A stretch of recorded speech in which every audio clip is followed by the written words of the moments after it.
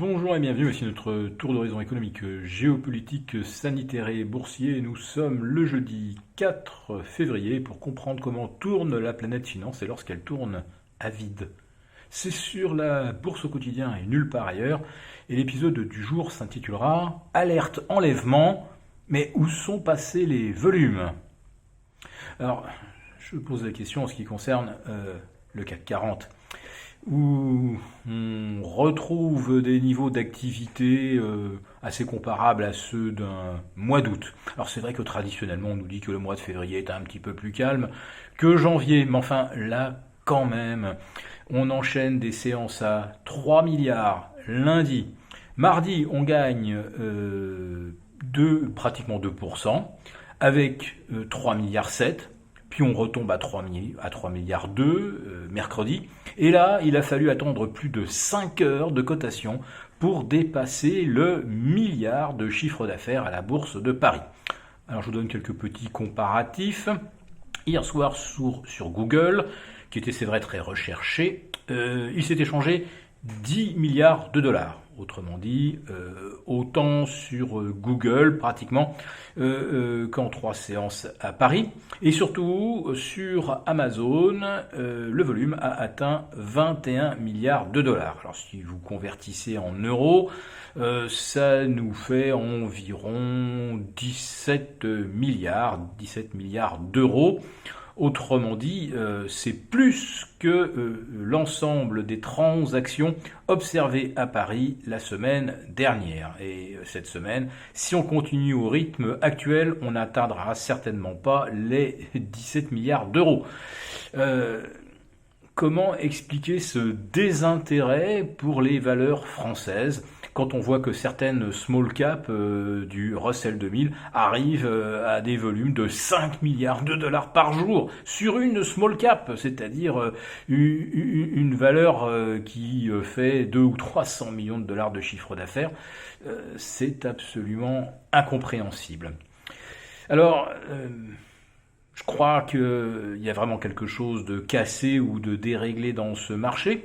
Et on a d'ailleurs posé la question à Loretta Mester, la présidente de la Fed d'Atlanta, ce midi, sur CNBC. Est-ce que vous n'êtes pas inquiète de voir ces phénomènes spéculatifs, type GameStop, AMC, Nokia et tant d'autres? Et Loretta Mester dit oui, effectivement, c'est peut-être préoccupant, mais ça relève surtout de la sphère de contrôle des régulateurs. Quant à la Fed, eh bien, je ne vois pas en quoi ces phénomènes pourraient affecter notre politique monétaire qui, elle, est directement liée à nos objectifs de croissance, de chômage et d'inflation. Donc, Loretta Mester confirme qu'à la Fed, on ne voit à aucun moment quel pourrait être le lien entre des bulles spéculatives et l'hyper-liquidité. Et quand je vois ce genre de spirale spéculative sur des actions américaines, des small caps où on fait plus de chiffre d'affaires que sur le CAC 40 dans son ensemble, ça me confirme dans l'idée que l'on assiste bien à un phénomène d'éviction, c'est-à-dire que tout ce qui ne fait pas 10% dans la journée, eh bien, on s'en fiche complètement. Et les capitaux ne vont que sur les titres et les marchés les plus spéculatifs. Quand ça ronronne, comme le CAC 40, eh bien, personne ne va là-dessus parce que finalement, il n'y a pas d'argent à gagner. Alors ce qui est extraordinaire, c'est qu'on est dans la surliquidité, donc il devrait y avoir de quoi alimenter largement des achats fondamentaux sur le CAC 40. Parce que quand on écoute les experts, ils vous disent tous que le CAC 40, mon Dieu, mais il a tellement de retard par rapport aux valeurs américaines, il est tellement sous-valorisé.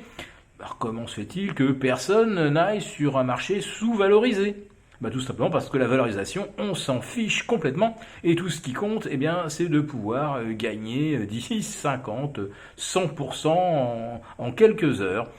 Et On a l'impression quand même que notre pauvre marché parisien est complètement abandonné au fond d'une grotte et on attend éventuellement, je ne sais pas, que la fumée sorte pour qu'on s'y intéresse et qu'on se demande s'il n'y a pas de fumée sans feu. Mais pour l'instant, la flamme du CAC 40, elle reste complètement éteinte.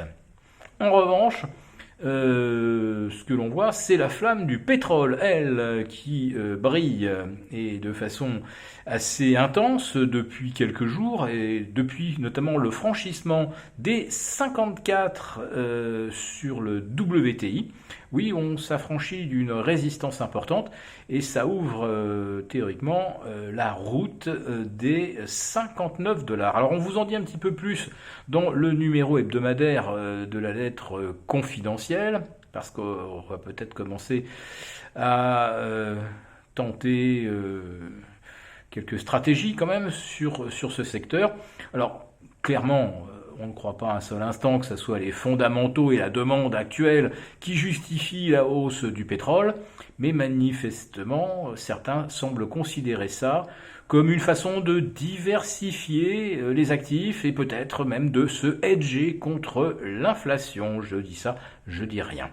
Si cette vidéo vous a plu, n'hésitez pas à nous mettre un pouce et on vous retrouve demain pour notre live.